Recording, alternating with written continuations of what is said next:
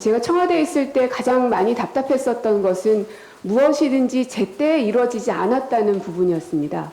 국회로 갔을 때에는 예상된 시간 안에 되지 않는 것이 나중에는 당연한 일처럼 여겨지는 것이 참 이상했습니다. 체계 자구를 심사하는 것이 아니라 정의 조항을 건드린다든지 이래서 법을 거의 2분의 1쪽밖에 남기지 않은 이런 사태까지 발생하는 걸 보면서 국회가 견제하는 것이다라는 잘못된 생각을 가지고 있는 분들이 있는 것 같아요. 국회는 견제하는 곳이 아니라 결정하는 곳입니다. 미디어 오늘 아직은 이제 당선인 신분이어서 의원으로서 해야 할 역할은 아직 시작한 것은 아니지만 준비하고 정비하고 이제 맨바닥에서 시작해야 돼서 그런지 입술이 부르트도록 준비들을 하고 있습니다.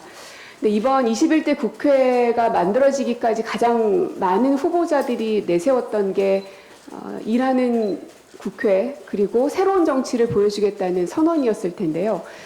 근데 그 새로운 정치라는 건 새로운 사람이 선언하는 것이 아니라 새로운 시스템으로 민의를 반영하고 그리고 국민들의 삶을 혁신하는 것일 거라고 생각합니다. 그래서 정치의 룰을 바꿔야 할 때가 바로 지금이라는 생각이 드는데요.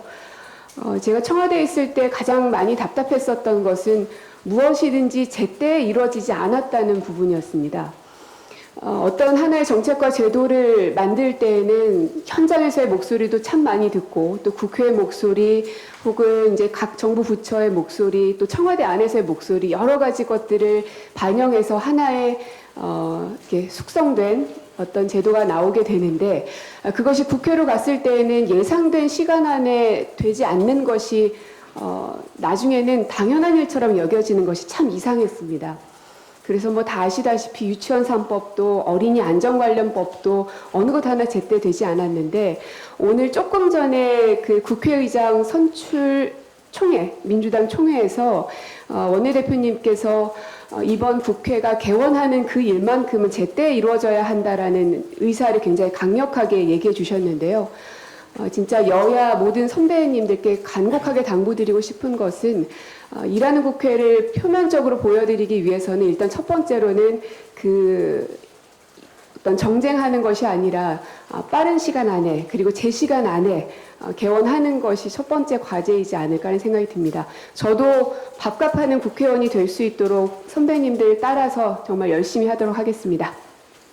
국회가 견제하는 것이다라는 잘못된 생각을 가지고 있는 분들이 있는 것 같아요. 국회는 견제하는 곳이 아니라 결정하는 곳입니다. 법률을 결정하고 예산을 결정합니다. 그 결정에 따라서 집행부는 일을 하게 됩니다. 국회가 결정하지 않으면 집행부는 일을 할 수가 없습니다. 그래서 국회는 집행부를 견제하는 기관이 아니라 저는 결정하는 기관이라고 생각을 하고 있습니다. 스스로가 결정의 속도와 내용을 정말로 충실하게 만들어 나가는 것이 국회가 해야 될 일이고 그게 바로 일하는 국회의 참된 모습이라고 생각을 하고 있습니다. 스스로 국회의 권위를 세우기 위해서는 결정하는 국회, 일하는 국회를 만들어 가야 합니다.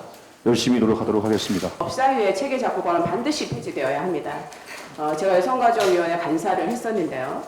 사실은 법사위에서 의원님들이 전부 다 다른 상임의 일을 알 수가 없습니다.